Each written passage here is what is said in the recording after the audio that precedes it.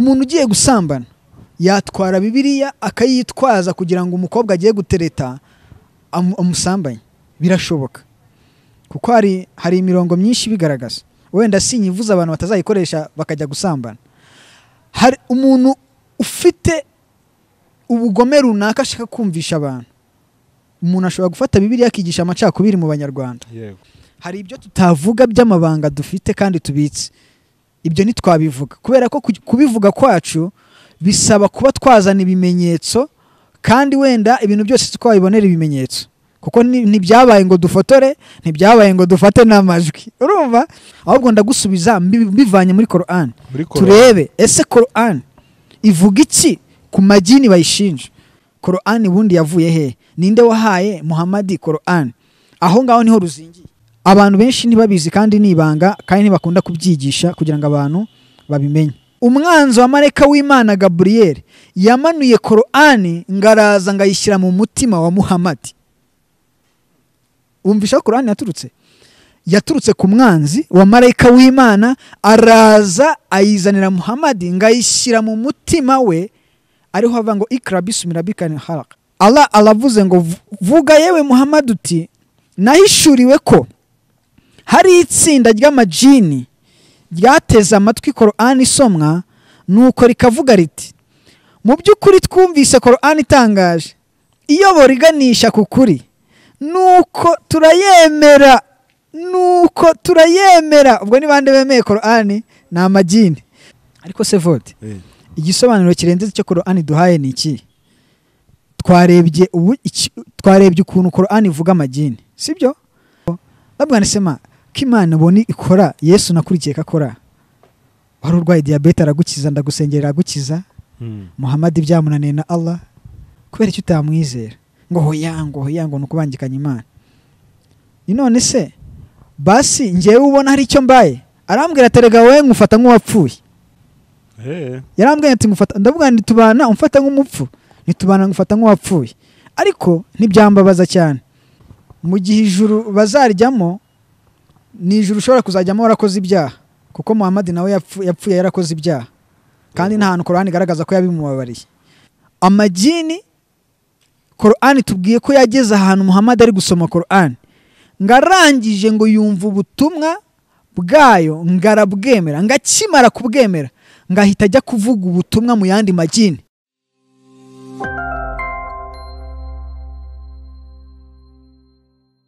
Yes, reka nanjye basuhuza mwese badukurikiye ku Isezerano TV. Ni by'agaciro gakomeye cyane kuba mugarutse kubana natwe umwanya nk'uyu nguyu. Ndagushimiye wowe woherere hose ushobora kudukurikira hano mu Rwanda cyangwa se hanze y'igihugu cy'u Rwanda. Reka nkwifurize kugubwa neza kandi amahoro y'Imana abane nawe. Kuri kamera turi kumwe n'ubundi na Shafi. Amakuru? Amakuru ni meza. Assalamu alaikum wa rahmatullahi wa barakatuh. Wa alaikum salam wa rahmatullahi wa barakatuh. Niyo mbivuze neza ntago mbizi. Yes. Ya numva bavuga ngo birasobanura ngo amahoro y'Imana we muri mwe. Ubundi kikwereka umuntu w'Umuislamu yatora salamu n'utari we. Iyo utari Umuislamu utora salamu ngo salamu alaikum. None se nge ndiwe ko no waba umwikirije nawe utari we wari kumusalamu. Ariko iyo ugiye gutora salamu neza ugomba gushyiramo cyangwa se ubutinde. Mu Kinyarwanda tubwita ubutinde. Kabango assalamu alaikum wa rahmatullahi wa barakatuh. Buriya bikuru mbivuze ntago ari byo. No ndagusubiza ati wa alaikum salam wa rahmatullahi wa barakatuh. Urumva ubu bivuze hari icyo bita alfabe muri Islam. Cyangwa se arifu niko bakunda kubyita benshi. Cyangwa izo alfabe zitandukanye na alfabe zisanzwe. Ravango alif b t c jim he khe dal zal le ze sin shin swad dwad twe zwe ain fe kaf qaf lam mim nun waw lam alif ams ye wasalam. Izo na alfabe nkuko avango a b c d e. Izo alfabe rero hari icyo bita fatiha cyangwa se kisra cyangwa se duama. Ibyo ngibyo ugenda ubyongeraho icyari a gihinduka ani cyangwa ini cyangwa uni bitewe. Nuko bagenda basoma icyaraho. Ariko ntago ari byo turi bugire intego, nta kibazo nuko karagaciyemo. Cyaro wazajya kukigara. Yes. ese ubu wajya muri bya bihugu by'abarabu ukabasha kukivuga? ubundi se sinzajyayo. Nzajya kubabwiriza abarabu, nzabwiriza abarabu, nzabwiriza abahinde, nzabwiriza abanyamerika, none se nzababwiriza mu kinyarwanda. nose icyarabu urakizi bihagije? Nzababwiriza nyine icyarabu se kukimenya bisaba iki? Nawe wakimenya, nawe kumenya icyarabu wakimenya. Wenyine nakimenya, ndi kukubaza niba ukizi. Icyarabu ndakizi, none se nigaga icyongereza ni icyarabu, ku buryo ushaka kuvugana n'umuntu. Icyarabu ndakizi. Yes, icyarabu ndakizi rwose. Hese njya mbwiriza abarabu sinjya mbabwiriza. Mfite channel y'icyarabu mbwiriza abarabu bo muri Arabia Saudite. Birizeriyeze? Yes, ndayifite. Nago ari channel yo kuri YouTube, ni kuri Facebook. Mbwiriza abarabu tujya tudandikirana, abenshi barabizi. Abarabu muri Arabia Saudite, muri Oman, bo hose njya mbandikira tukaganira tu. Yego. Ubwo uri kubabwira iki? Hari ugeze kumbaza ikibazo ashaka kureba ko ngo nzi icyarabu. Ambaza ndangije ndabimwoherere tuganira tuganire mu cyarabu, ntituvuge ikinyarwanda. Niba ushaka yari umunyarwanda, yari wo hanze, yari ari muri Amerika. Abati bundi shafi ibintu ari kuvuga arabizi cyangwa ntago abizi. Ndangije ndamubwira tuganire mu cyarabu sasa. turandika ngo nyine ngo ngiye nta cyarabu narinzi ngo nuko nagira ngo numve. Okay, ni ngaho genda rero.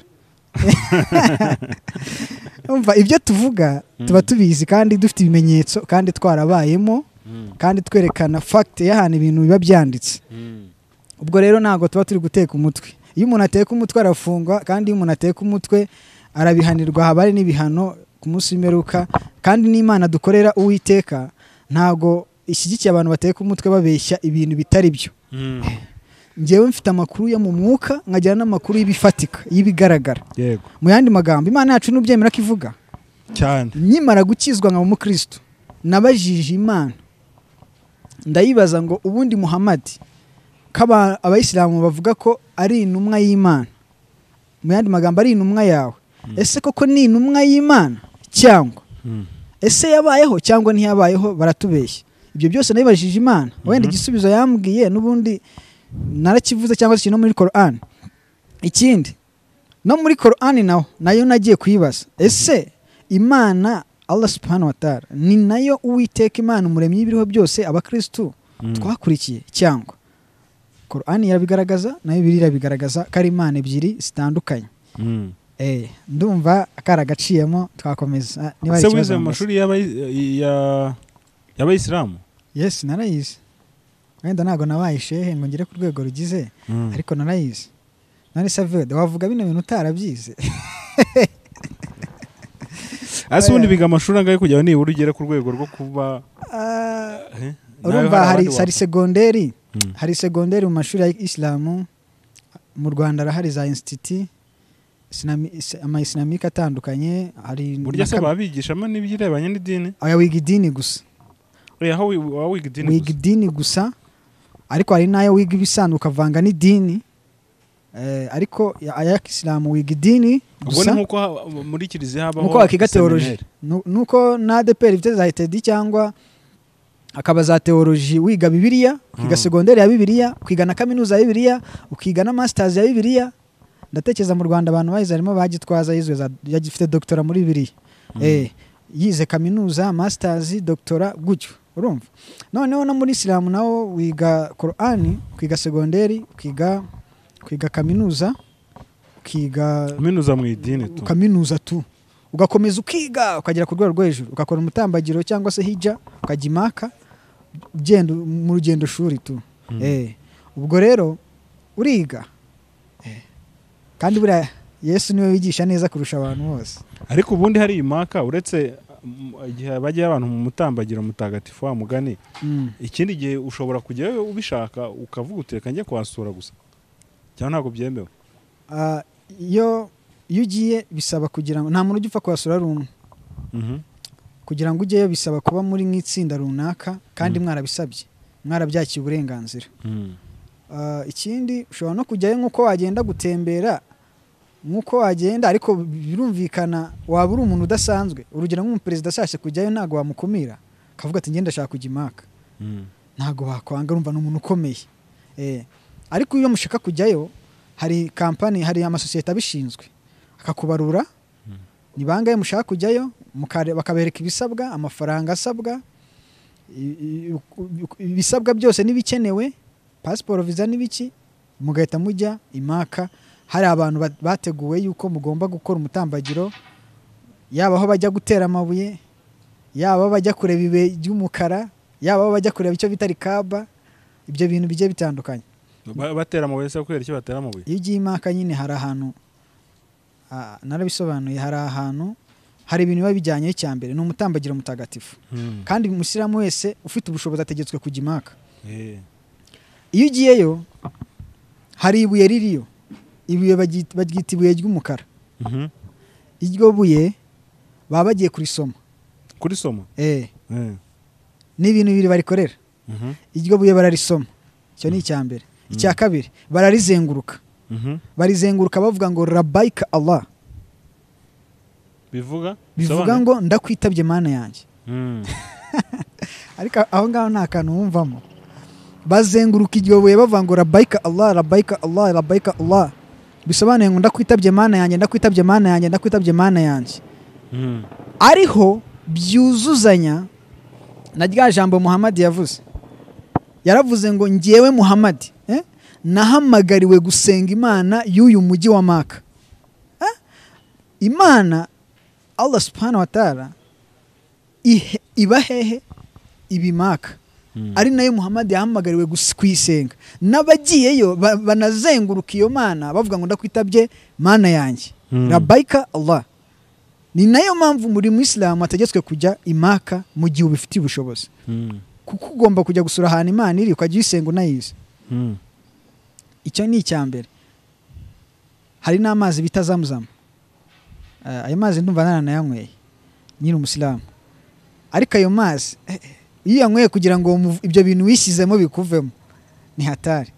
Ibyo ngibyo ntabwo turi bubyinjiremo cyane. Haba hari ibintu bihita bikujyamo? Akenshi ni imihango nyine iba yarakorewe kuri ayo mazi itari myiza, bigatuma rero bavuga yuko ari akariba kafukuwe ku gihe cya Ishimayeli na Hagayi, akaba ariyo mazi bagira. Ariko hari ibindi biri inyuma y'ibyo ngibyo nyine abantu badakunda gushyira ahagaragara, bizwi n'abagiyeyo, bazi amakuru, bazi n'amabanga. Hari naho bagira bagatera amabuye Satani. Baba bayatera Shitani? Ngo bayatera Shitani. Okay, ni ibyo ngibyo ndumva tutabyinjiramo cyane. Okay, nta mpamvu reka bamugane tureke kubyinjiramo. Ahubwo reka twibaze kuri iki kintu.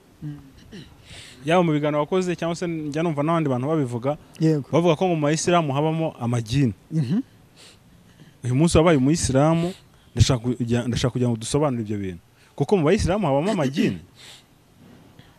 Urakoze kumbaza icyo kibazo. Reka nibutse abantu badukurikiye yuko iyo dusobanura bino bintu bijyanye na Islamu, ntabwo tuba tugamije kugira ngo twangishe abantu ubisilamu. Icyo ni icyambere. Icya kabiri, iyo dusobanurira bino bintu bijyanye n'ubisilamu, tubisobanurira abakristo cyangwa n'abandi bantu b'abasilamu, tuba tugamije kugira ngo abasilamu babirimo bari mu kigare bamenye ukuri kw'ibyo barimo, bo ubwabo bafata umwanzuro mu mahitamo yabo bashingiye ku makuru bafite. Icya gatatu, tuba tugira ngo nanone duhishurire abakristo batazi ibikorerwa muri Islam, batazi amabanga ahishwe muri Islam, batazi ubwiru buri mu idini ya Islam, kugira ngo nibaramuka banabagiyemo bamenye aho bagiye, badapfa kugenda. Niba hari idini ryinjiza abantu benshi ku munsi ni Abayisilamu, icyo kintu wacyemera vuba? Ibinjiza? Niba hari idini ryinjiza abantu, ryinjiza abayoboke benshi mu Rwanda ni Abayisilamu. Burya se? Yes.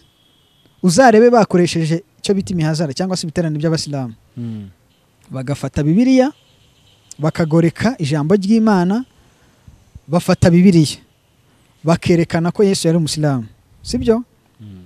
Bakerekana ko Mose yari umusilamu, bitewe n'ibyo bararikiye, bitewe n'ibyo bashaka gukora, bagashaka ijambo muri Bibiliya ribashyigikira, kuko Bibiliya wayikoresha icyo ushaka. abantu rero ntibabizi, iyo babibonye bagira ngo wenda niko kuri. Umuntu ugiye gusambana yatwara Bibiliya akayitwaza kugira ngo umukobwa agiye gutereta amusambanye. Birashoboka kuko hari imirongo myinshi bigaragaza, wenda sinyivuza abantu batazayikoresha bakajya gusambana. Hari umuntu ufite ubugome runaka ashaka kumvisha abantu, umuntu ashobora gufata Bibiliya akigisha amacakubiri mu Banyarwanda. Birashoboka kuko ni ya jenoside iba, sinekereza ko abanyamadini batabaye bamwe mu bikoresho bya jenoside bitwaje icyo bari cyo muri Bibiliya. Umuntu ashobora gufata Bibiliya akayikoresha akundisha ubutegetsi abaturage bigakunda, ariko mu by'ukuri si Imana imubwiye, ahubwo we icyo agambiye ni ukugira ngo akundishe abenegihugu. Nabyo ni byiza. Urumva ko Bibiliya ibintu byose bikora. Umuntu ashobora gufata Bibiliya anangisha igihugu abaturage, byose bigize gute? Birashoboka. Umuntu ashobora gufata Bibiliya abwira abantu ko bagomba kureka ibiyobyabwenge cyangwa se no kureka ibyaha, byose birashoboka. Rero iyo tuvuze ngo Abayisilamu benshi bakomeje gutwara umubare munini w'abantu bitwa ko ari abakristu ariko badahagaze neza, babinjiza muri Isilamu babagira abayoboke, suko ariho hari ukuri, ahubwo nuko bafata Bibiliya bakayigoreka, bakumvisha abakristu yuko Yesu yari umusilamu, bakababwira ati Yesu yari umusilamu, ahubwo mwebwe bakristu ntago mumukorera ntabwo mwamukurikiye kuko namwe mutari abasilamu. Bakabidevelopa muri Bibiliya, bakerekana imirongo bayigoreka, barangiza bakanerekana uburyo Yesu atari Imana, bagashaka umurongo uvuga ahantu Yesu ko ari umuntu, bakerekana uburyo Yesu yasengaga Imana. Yego nibyo, bakafata imirongo bagenda bapfundikanya kubw'icyo bararikiye kiri muri bo. Rero umubare munini w'abantu w'abakristu badahagaze neza bakomeje gushukwa n'abasilamu kubw'ubuhenzi n'ubuyobe, bafata Bibiliya bakajya kubayobya bagoreka ya mirongo. Impamvu mvuga ko bagoreka imirongo ni iki ya Bibiliya batavuga ukuri kw'ijambo ry'Imana? Impamvu ya mbere, Bibiliya bivuga iki? Biravuga ngo ibyanditswe byera byose byahumetswe n'Imana. Ibyanditswe byera byose byahumetswe n'Imana.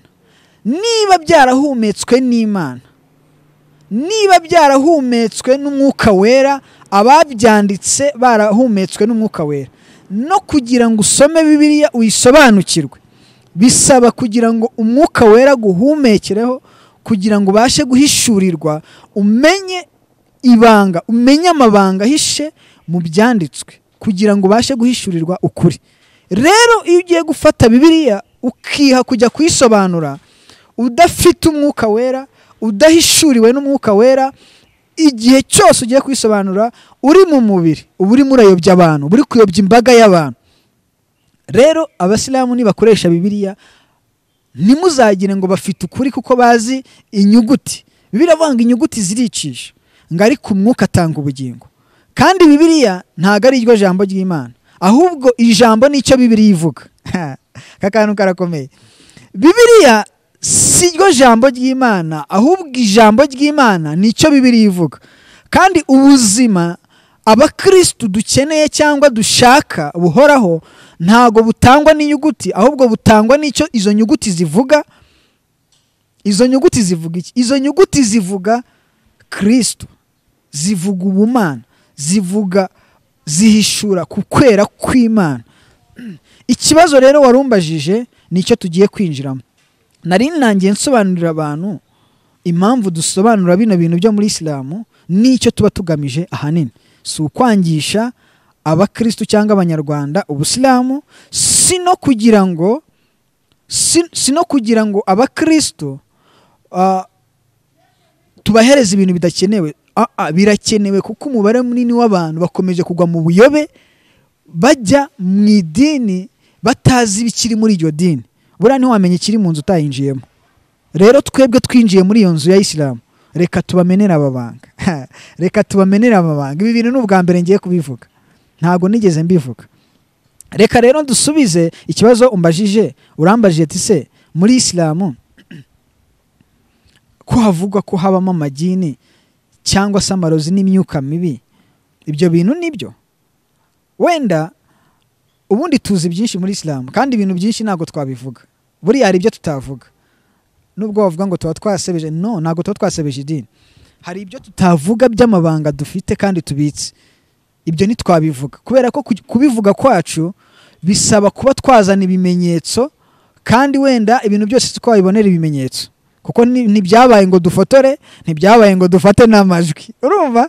Ariko ibyo tugiye kubahishurira cyangwa se ukuri tugiye kubabwira abenshi batamenye guhishe muri Qur'an, ikibazo mbajije ndagusubiza atari ibyo mvanye mu bitekerezo, ahubwo ndagusubiza mbivanye muri Qur'an.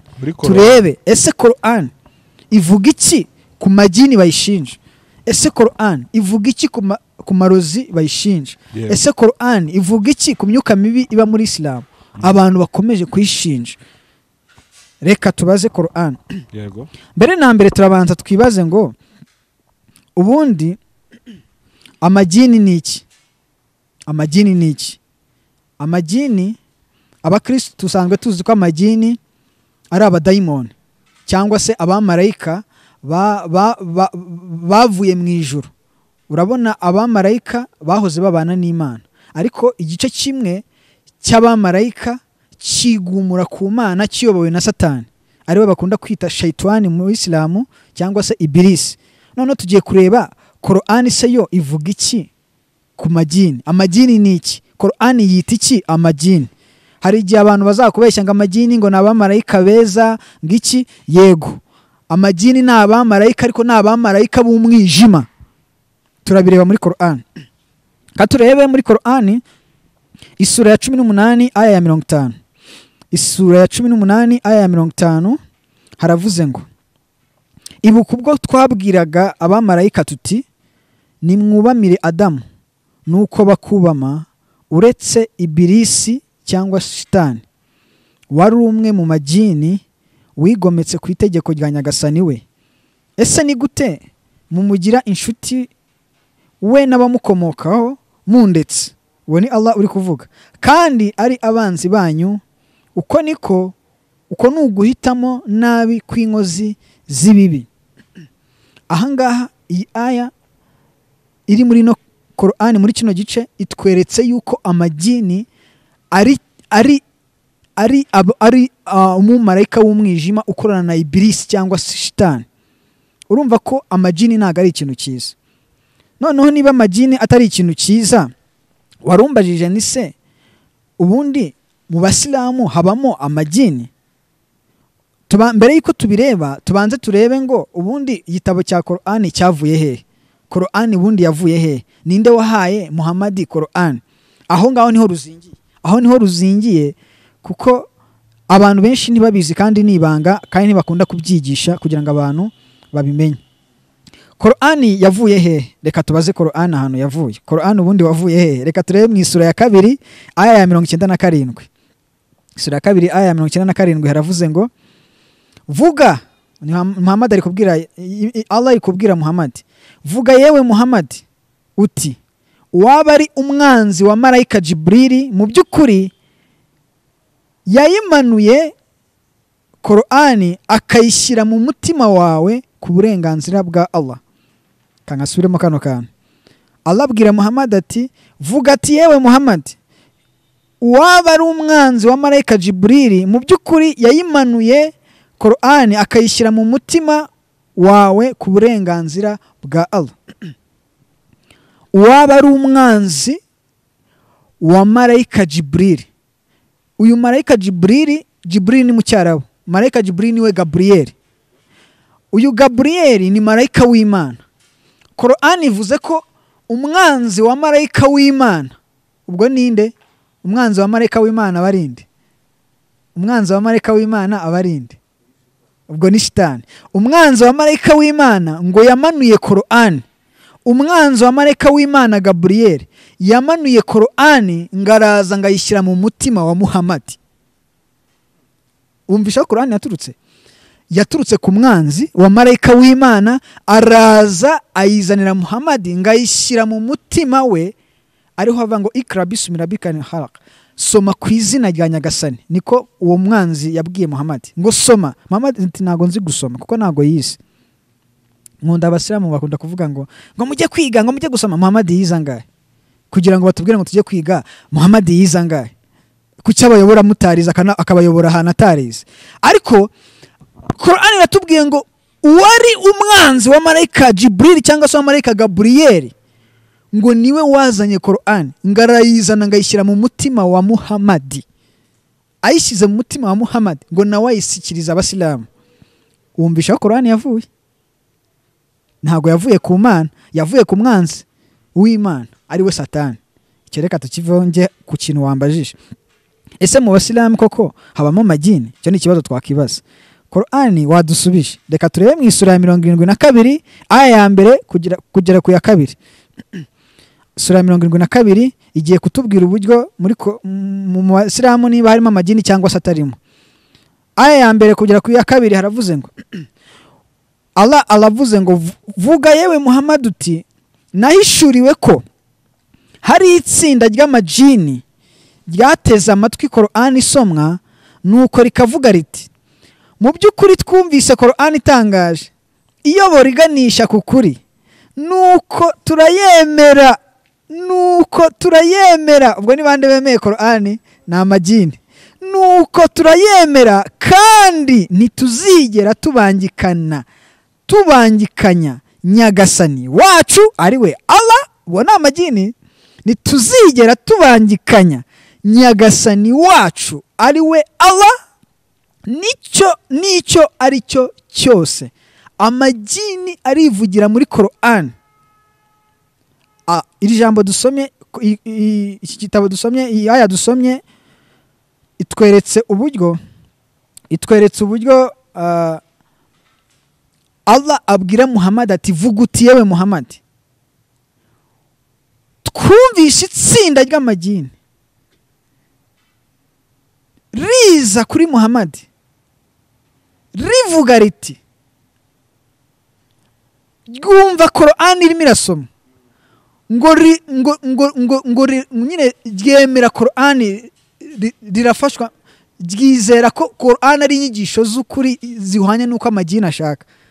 Ngo ayo majini arangije aremera, arakizwa niba ariko nabivuga. Ayo majini arangije aremera. Noneho ubwo birangira ya majini yemeye Qur'an. Akimara kwemera Qur'an sasa ngo yahise afata umwanzuro ngo aravuga ati ntituzigera tubangikanya Nyagasani wacu ari we Allah. Urumva ngo n'ikintu icyo ari cyo cyose, hari ikintu amajini ahuriyeho n'Abayisilamu, nuko bahuje Imana. Iyo Mana bahuje amajini yivugiye ko ari Allah. Urumva ko Imana zitandukanye?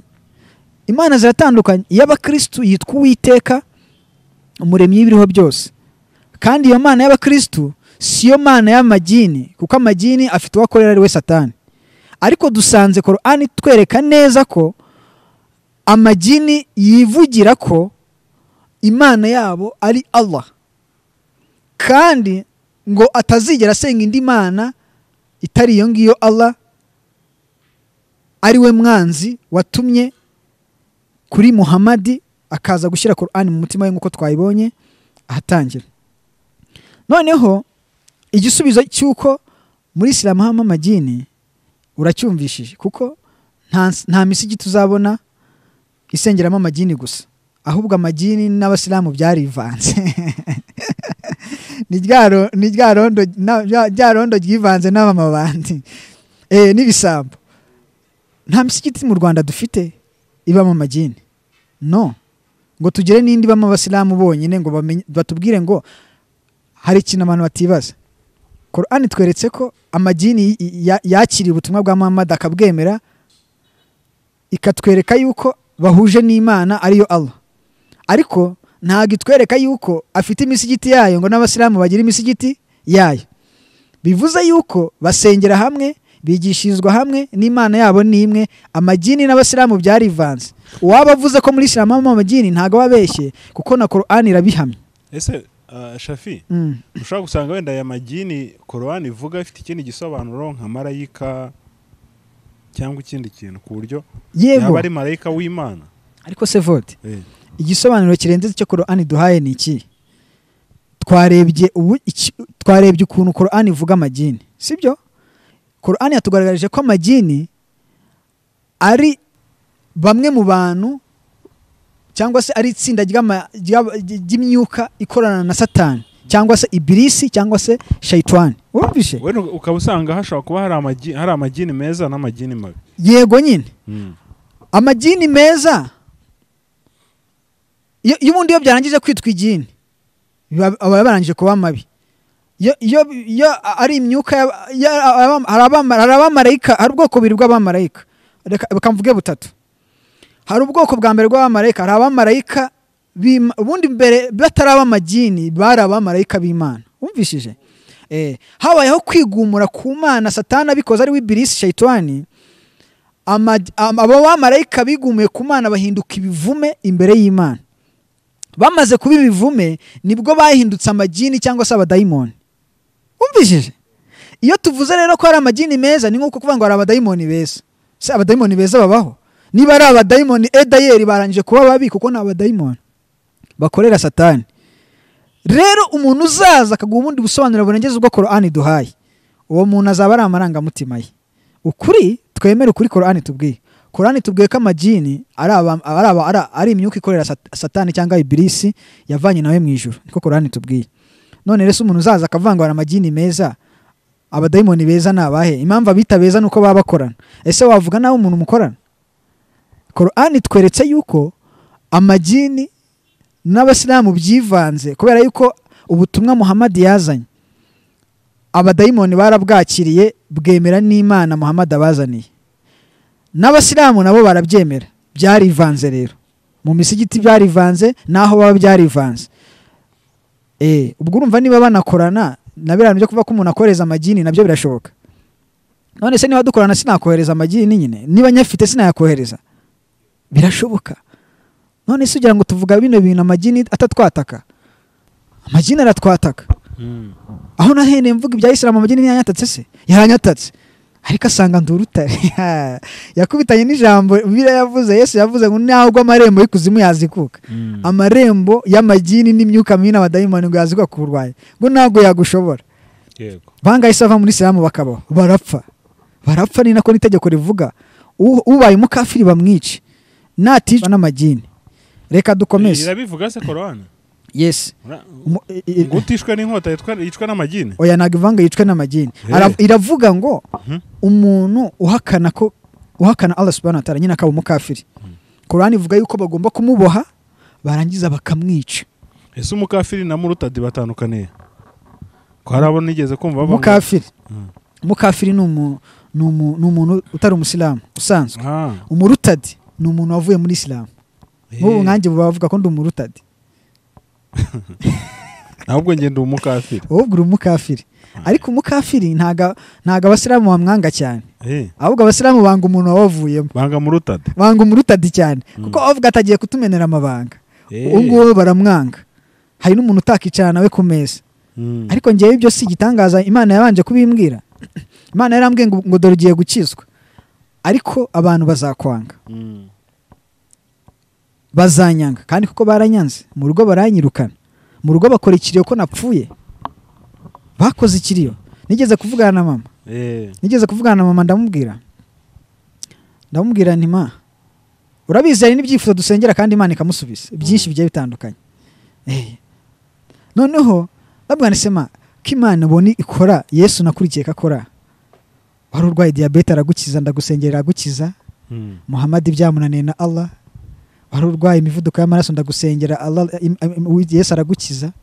Kubera icyo utamwizera ngo hoya ngo nukubangikanya Imana. None se basi ngewe ubona hari icyo mbaye arambwira aterega we ngufata nk'uwapfuye. Yarambwira ati ngufata ndavuga ndi tubana umfata nk'umupfu nitubana ngufata nk'uwapfuye. Ariko ntibyambabaza cyane kuko Yesu yavuze ko kugira ngo tumwizere tugomba kubanza gupfa. Ubu narapfuye vote, ubu ngubu sinjye uriho ahubwo ni Kristo uri muri njye. N'ikimenyimenyi yuko napfuye nuko mfite n'abahamya babihamya, kavuga ati wewe warapfuye uri umurambo, warapfuye. Ariko Shafi wa kera yarapfuye, ariko uriho uyu nguyu ni icyaremwe gishya, ni Kristo uriho muri njye, ni nacyo Imana idusaba. Yego. Reka rero dukomeze igisubizo warumbajije cyuko mu Bayisilamu habamo amagini.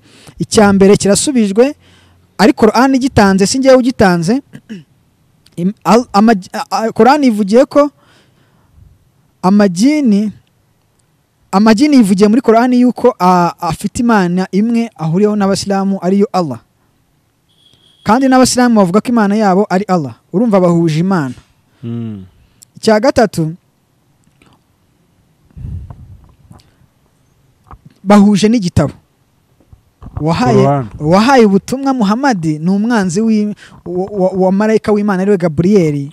Umwanzi wa marayika w'Imana ubwo ni shitani. Ubwo ubutumwa nabwo babuhuje n'amagini, kuko n'amagini ubutumwa bafite ni ubwa Satani. Icyo ni icya gatatu. Ikindi, n'ijuru bahuze ni rimwe, kuko buriya ijuru bivuga isanzure. Niba bivuga isanzure, ahantu abadayimoni baba, iryo sanzure babamo nabwo ubwabyo ni ijuru. Naryo juru Abayisilamu bavuga bazajyanamo, bazaba bari kumwe n'intumwa y'Imana Muhammadi. Mu gihe ijuru bazarijyamo ni ijuru ushobora kuzajyamo warakoze ibyaha, kuko Muhammadi nawe yapfuye yarakoze ibyaha, kandi nta hantu Qur'an igaragaza ko yabimubabariye. Kandi Bibiliya ivuga yuko umuntu uzajya mu ijuru nubwo yaba afite icyaha kimwe ntabwo azarigeramo. Ni ijuru ry'abera, kuko ni Imana yacu yera. Ariko ijuru Abayisilamu bazajyamo, kuko n'ubundi rizaba ririmo amagini n'amadayimoni, kurijyamo n'ibyaha nta kibazo. Kandi iryo juru rizajyamo abantu bafite ibyaha turarizi twese. Ahazaba inkozi z'ibibi n'abambuzi n'abajura n'abanyazi turarizi twese, kari aho ngaho mu muriro utazima cyangwa se Jahannam. Reka noneho dukomeze. Wari ugiye kumbaza? Nagiye kubaza nti wakomeje kuvuga marayika Jibril, ubundi mu Bayisilamu bamufata gute Jibril? Baramwemera ntibamwemera? Jibril ni marayika, bamufata nka marayika w'Imana. Niko bamufata nka marayika w'Imana. Barangiza bakizera Qur'an yazanye marayika w'umwanzi wa Jibril. Qur'an se yabivuze? Qur'an igimbera umugabo niba yavuze. Qur'an ivuze ko uwari umwanzi wa marayika Jibril ngo yazanye ubutumwa akabushyikiriza Muhammadi, akabushyira mu mutima we. Noneho rero sasa dukomeje, urabiza abakristo tugira umwuka wera. Umwuka wera niwe udushoboza gusenga. Yesu yaravuze ngo musengeshe umwuka iteka mu buryo bwanyu bwose bwo gusenga, kandi ngo muyoborwe n'umwuka wera, kuko abayoborwa n'umwuka ari bo bana b'Imana. Uko Kristo tugira umwuka wera udushoboza muri byose, ni nako Islamu ahangaha igeze hakomeye gutya, ihagejejwe no kuba ishobozwa n'amagini. Amagini niyo ashoboza Islamu gutera imbere no kwamamara ku isi yose. Reka tubaze Qur'an twumve ko ibitubwira, ntabandimo ndababeshya. Qur'an sura ya 46 aya ya 29 kugera kuri 30. Qur'an sura ya 46 aya ya 29 kugera kuri 30 haravuze ngo, Allah abwira Muhammad ati, unibuke yewe Muhammad ubwo twakwerekezagaho itsinda ry'amajini kugira ngo ryumve Qur'an, ubwo yakurikiranaga isomwa ryayo. Ubwo n'amagini yakurikirije isomwa rya Qur'an, yaravuze ati, amagini yaravuze ati, nimuceceke. Nuko amaze gusomwa, nuko Qur'an imaze gusomwa, asubira kuburira magenzi yayo. Amagini asubira kuburira magenzi yayo.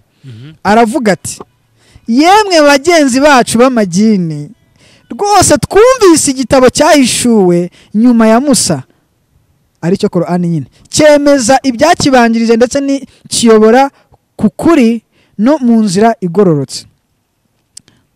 Amagini Qur'an tubwiye ko yageze ahantu Muhammad ari gusoma Qur'an, ngarangije ngo yumva ubutumwa bwayo, ngarabwemera, ngakimara kubwemera, ngahita ajya kuvuga ubutumwa mu yandi magini.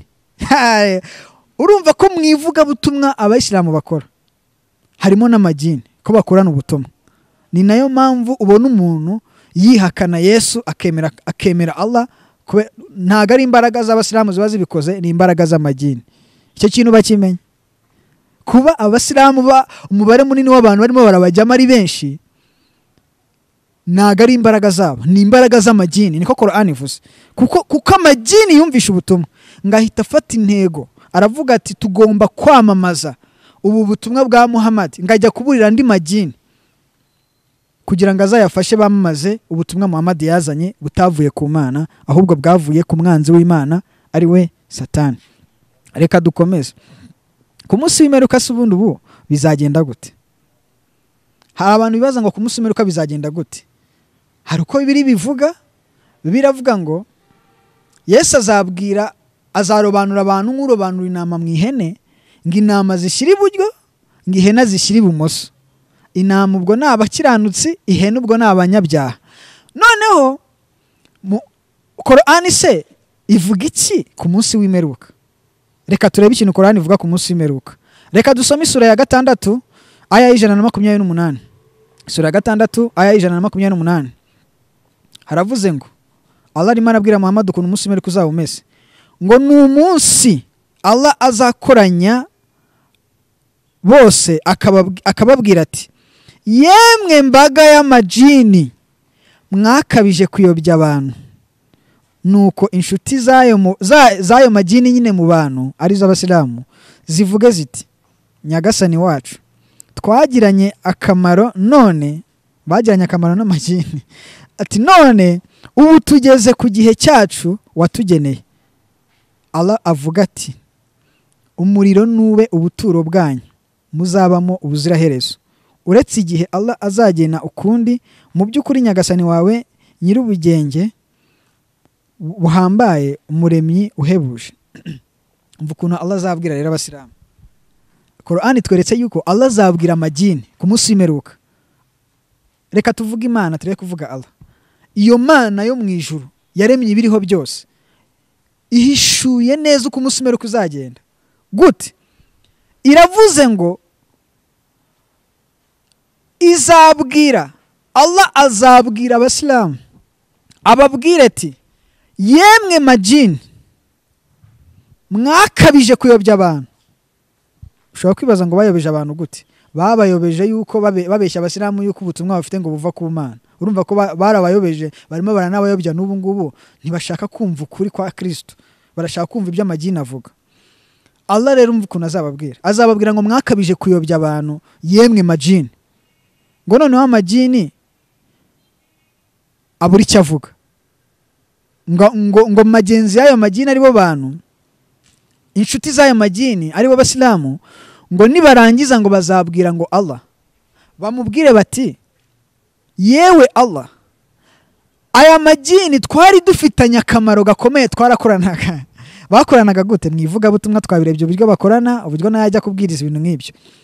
Noneho ngo namara kuvuga ngo twarakoranaga, Allah avuga ngo ibyo ntago mbyitayeho.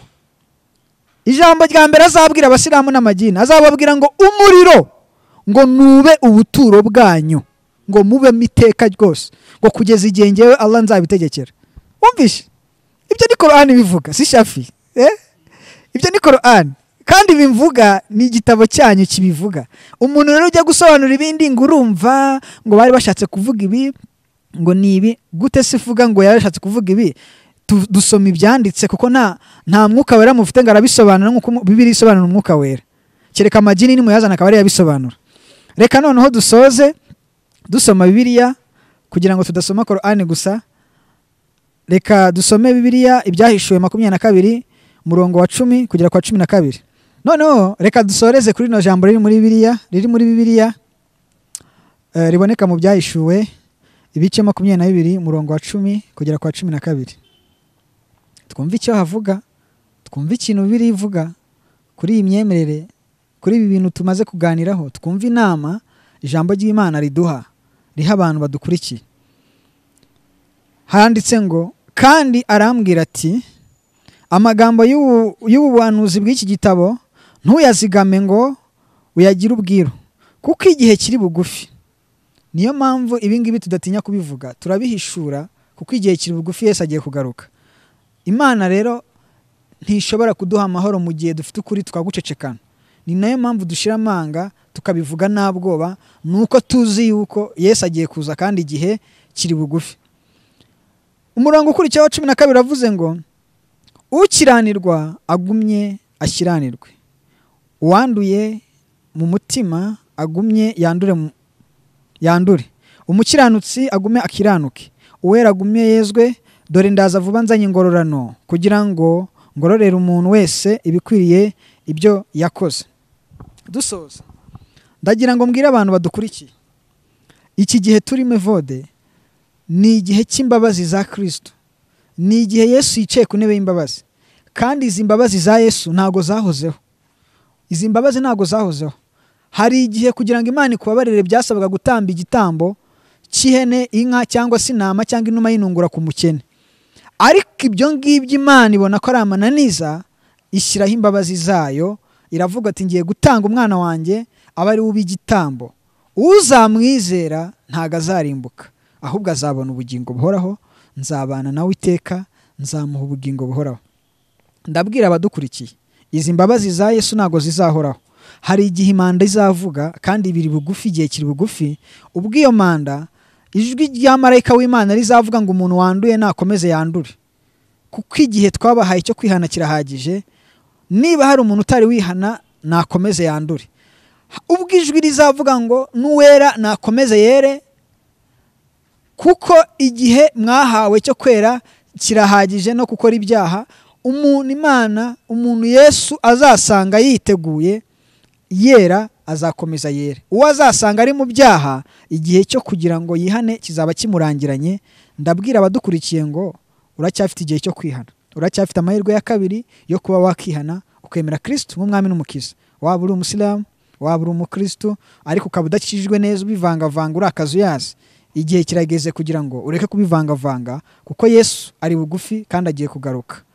Ndabifuriza kugira ngo tuzabane n'Imana iteka ryose.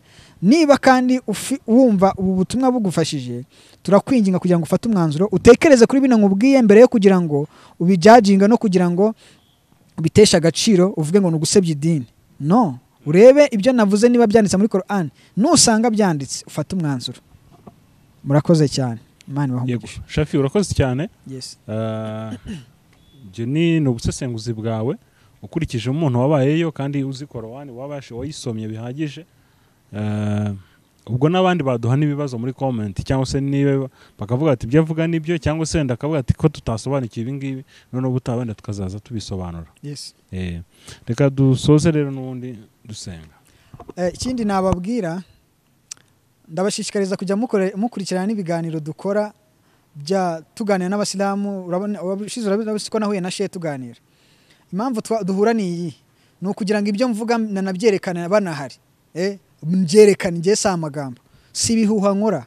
Tuzakora n'ikindi kiganiro nzakubwira kuri topic runaka tuzabamenyesha. Nimuzajya mubona ibiganiro postinzwe bya shehe n'umukristo, mujye mubyitabira kuko hazajya barimo ukuri gucukumbuye, kandi turabashishikariza kugira ngo mujye mubireba. Reka dusoze tubaha nimero za telefone ku muntu ufite ikibazo yatubaza, cyangwa n'inyunganizi. Nimero mwatubonaho ni 0782 51 85 52. Kadusenga Imana. Mana data wa twese mwiza, turagushimiye ko uri Imana ikomeye kandi ihambaye. Akanwa kanjye ni igikoresho cyawe cyo kugira ngo ukoreshe uvuga ukuri, abantu bamenye ukuri kandi bagusobanukirwe. Hari ibintu abantu bahishwe muri Korani, babihishwa muri Bibiliya kuko babisobanuriwe n'abantu bagamije gusobanura Bibiliya bakoresha irari ryabo, ariko igihe kirageze ngo abantu bamenye ukuri, nibamara kukumenya kuba bature. Mweretse iki kiganiro dukoze kugira ngo imbaraga z'Umwuka Wera zigiherekeze. Ndifuza kandi nzanezerwa nimbona abantu bakijijwe bakamenya Yesu Kristo nk'umwami n'umukiza, ko ari we mwami n'umukiza wakiza ubugingo bwabo kugira ngo bazabane n'Imana iteka. Wakoze kubana natwe, wakoze kwadushoboza, wakoze kudushyigikira. icibera no guhimbazwa nibane nawe iteka ryose amen.